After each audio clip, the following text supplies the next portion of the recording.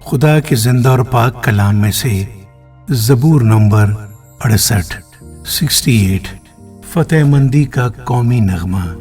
خدا اٹھے اور اس کے دشمن پراگند ہو، اس سے عداوت رکھنے والے اس کے سامنے سے بھاگ جائیں۔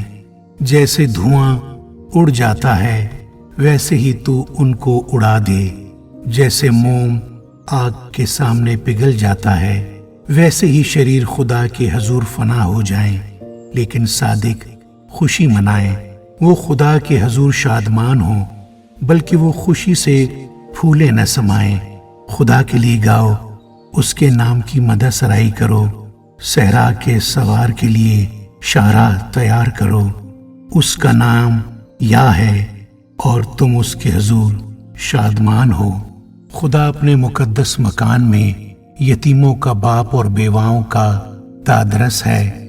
خدا تنہا کو خاندان بخشتا ہے، وہ قیدیوں کو آزاد کر کے اقبال مند کرتا ہے، لیکن سرکش خشک زمین میں رہتے ہیں۔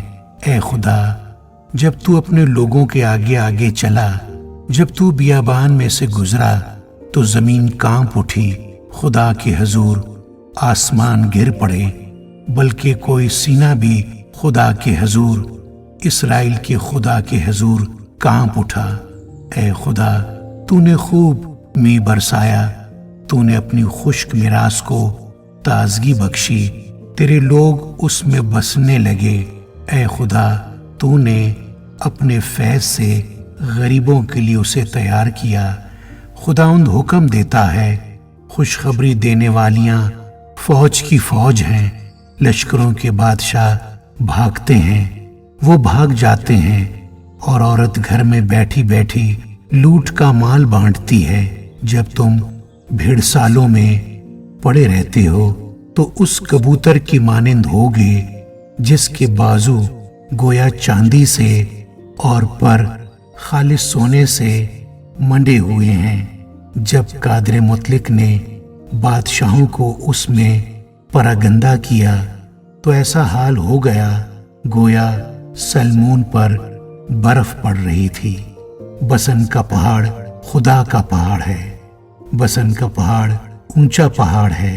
اے اونچے پہاڑوں، تم اس پہاڑ کو کیوں تاکتے ہو جسے خدا نے اپنی سکونت کے لیے پسند کیا ہے؟ بلکہ خداوند اس میں ابد تک رہے گا۔ خدا کے رت 20,000 بلکہ ہزار ہا ہزار ہیں۔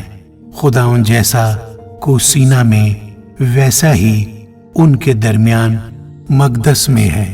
تو نے عالم بالا کو صعود فرمایا، تو قیدیوں کو ساتھ لے گیا، تجھے لوگوں سے بلکہ سرکشوں سے بھی ہدیے ملے، تاکہ خداوند خدا ان کے ساتھ رہے۔ خداوند مبارک ہو جو ہر روز ہمارا بوجھ اٹھاتا ہے، وہی ہماری نجات دینے والا خدا ہے۔ خدا ہمارے لیے چھڑانے والا خدا ہے، اور موت سے بچنے کی راہیں بھی خداوند خدا کی ہیں۔ لیکن خداوند اپنے دشمنوں کے سر کو اور متواتر گناہ کرنے والے کی بال دار کھوپڑی کو چیر ڈالے گا۔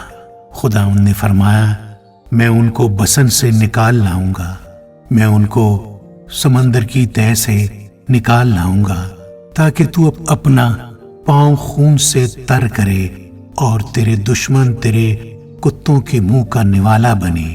اے خدا، لوگوں نے تیری آمد دیکھی، مقدس میں میرے خدا میرے بادشاہ کی آمد۔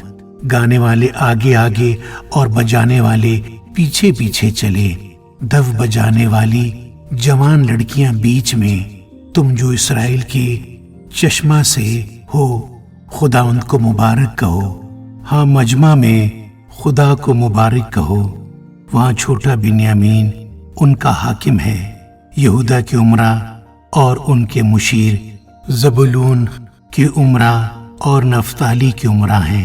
تیرے خدا نے تیری پائیداری کا حکم دیا ہے۔ اے خدا، جو کچھ تو نے ہمارے لیے کیا ہے اسے پائیداری بخش۔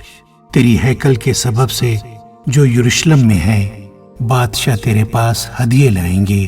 تو نیستان کے جنگلی جانوروں کو دھمکا دے سانڈوں کے غول کو اور قوموں کے بچھڑوں کو جو چاندی کے سکوں کو پامال کرتے ہیں۔ اس نے جنگجو قوموں کو پراگندہ کر دیا ہے۔ عمراء مصر سے آئیں گے، کوش خدا کی طرف اپنے ہاتھ بڑھانے میں جلدی کرے گا۔ اے زمین کی مملکتوں، خدا کے لیے گاؤ، خدا ان کی مدح سرائی کرو، اس کی جو قدیم فلک الفلاک پر سوار ہے۔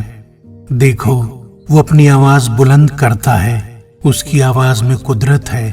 خدا ہی کی تعظیم کرو، اس کی حشمت اسرائیل میں ہے اور اس کی قدرت افلاک پر۔ اے خدا، تو اپنے مقدسوں میں محیب ہے۔ اسرائیل کا خدا ہی اپنے لوگوں کو زور اور توانائی بخشتا ہے۔ خدا مبارک ہو، آمین۔